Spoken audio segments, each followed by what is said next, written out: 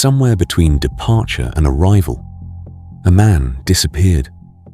Not in the way people vanish in headlines or crime reports. He wasn't taken. He didn't run. He simply stayed.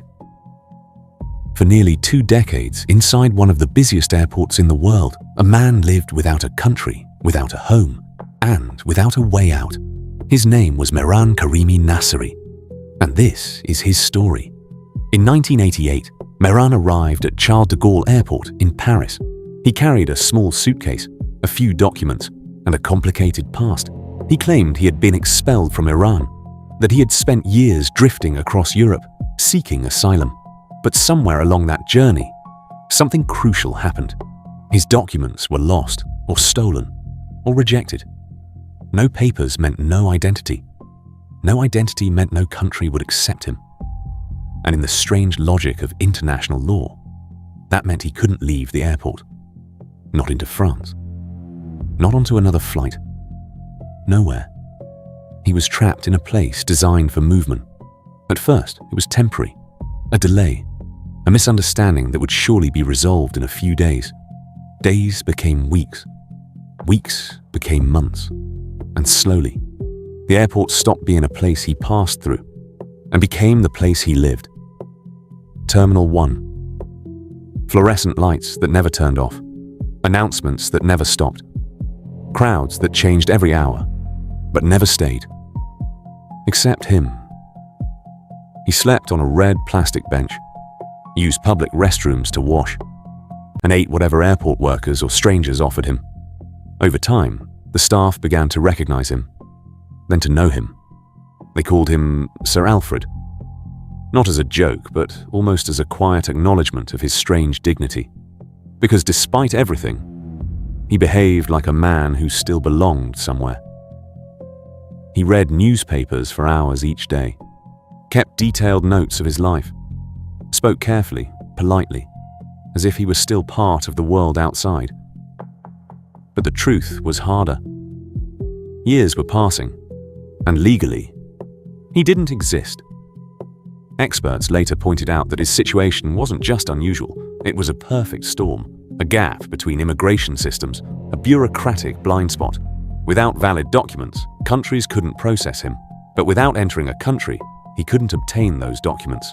He was caught in a loop, a human being reduced to paperwork that no longer existed. And then came the twist. After years of legal efforts, in the late 1990s, officials finally arranged for him to receive the documents he needed. He could leave. After more than a decade, the door was open. But something unexpected happened. He refused. No one fully agrees on why. Some say the years of isolation had changed him, that the airport had become the only reality he trusted. Others believe it was about identity, that the documents didn't match the story he held onto about who he was, because when you've spent years being told you don't exist, even proof might not feel real anymore. So he stayed.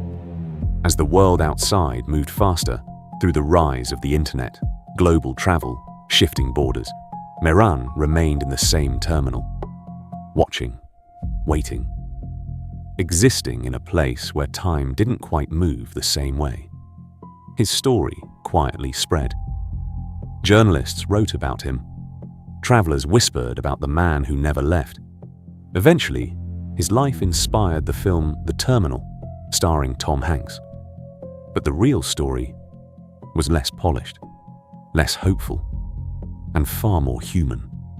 In 2006, after 18 years inside the airport, Mehran was finally hospitalized.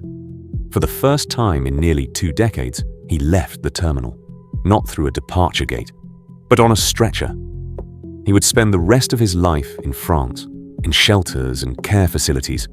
A man who once couldn't enter the country eventually lived quietly within it.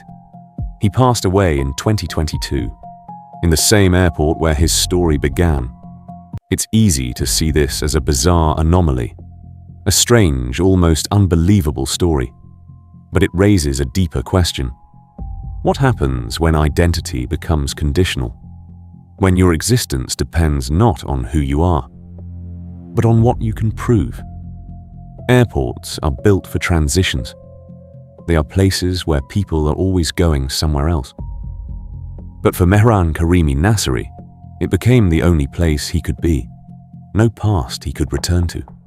No future he could reach. Just an endless present between arrivals and departures. And maybe that's why his story lingers. Because in a world obsessed with movement, he reminds us what it means to be completely still. Not by choice, but by circumstance. Forgotten not by people, but by the system that decides where people belong.